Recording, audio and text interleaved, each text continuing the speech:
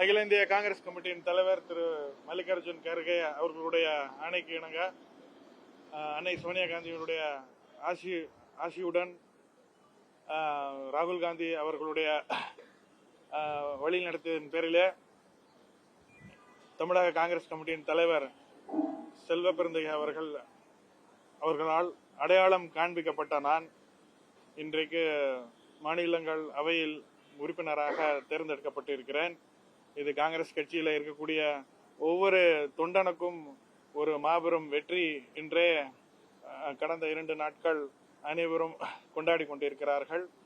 ஆகவே நான் மீண்டும் கட்சியின் தலைவர்கள், முக்கியமாக மாநில தலைவர் செல்வ பெருந்தகை அவர்களுக்கும், திரு கே ராஜு அவர்களுக்கும், திரு கே சி வேணுகோபால் அவர்களுக்கும் என்னுடைய மனமார்ந்த நன்றியை தெரிவித்துக் கொள்கிறேன். திரு கிரீஷ் சோடங்கர் அவர்களும் திரு செல்வ பெருந்தகை அவர்களும் கடந்த 4 நாட்கள் கடினமாக போராடி என்னை போன்ற ஒரு சராசரி குடும்பத்திலிருந்து வந்திருக்கக்கூடிய ஒரு கட்சி தொண்டனை அடையாளம் காண்பித்து இன்றைக்கு இந்த மாநிலங்கள் அவையின் உறுப்பினராக நான் தேர்ந்தெடுக்கப்பட்டிருக்கிறேன். தமிழக மக்களுக்கும் இந்தியாவில் இருக்கக்கூடிய ஒடுக்கப்பட்ட நசுக்கப்பட்ட சமுதாயத்தினர் அனைவருக்கும் நான் ஒரு சிறந்த குரலை எழுப்பக்கூடிய ஒரு உறுப்பினராக விளங்குவேன் என்று உறுதிமொழி கூறிக்கொண்டு வாய்ப்பளித்த அனைவருக்கும் என்னுடைய மனமார்ந்த நன்றியை தெரிவித்துக் கொள்கிறேன். தேங்க்யூ.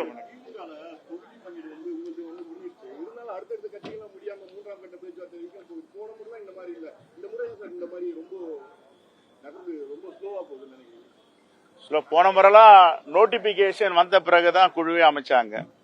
இப்ப நோட்டிபிகேஷன் வரதுக்கு முன்னாடியே எல்லாத்தையும் ரொம்ப விரைவா செய்யணும், வேகமா செய்யணும் என்ற அடிப்படையில் மாண்புமிகு முதலமைச்சர் முன்னதாகவே அமைத்திருக்கிறார்.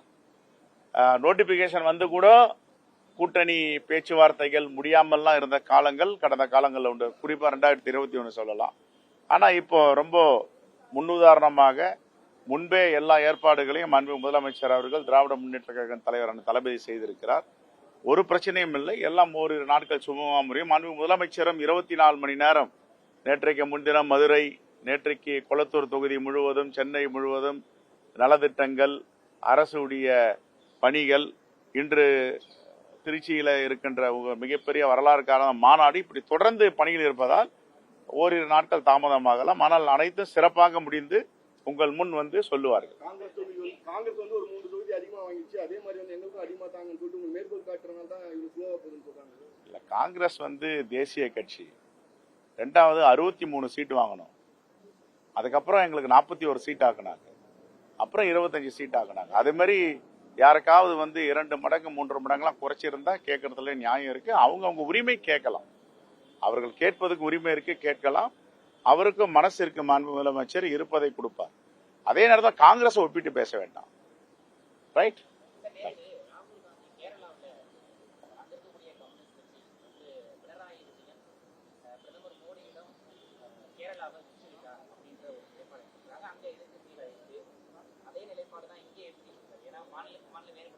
இல்ல கடந்த 2021 தேர்தலிலும் அங்க அவங்க காங்கிரஸ் கூட்டணியில இருந்தாங்க, நாங்க காங்கிரஸ் கூட்டணியில இங்க இருந்தோம். அவங்க காங்கிரஸ் கூட்டணிக்கு எதிராக ஒரு மாநிலத்திற்கு ஒரு அஜெண்டா.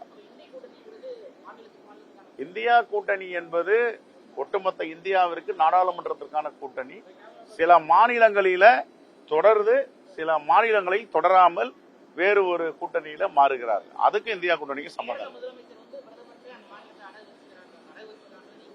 நான் பார்த்துட்டு சொல்றேன்.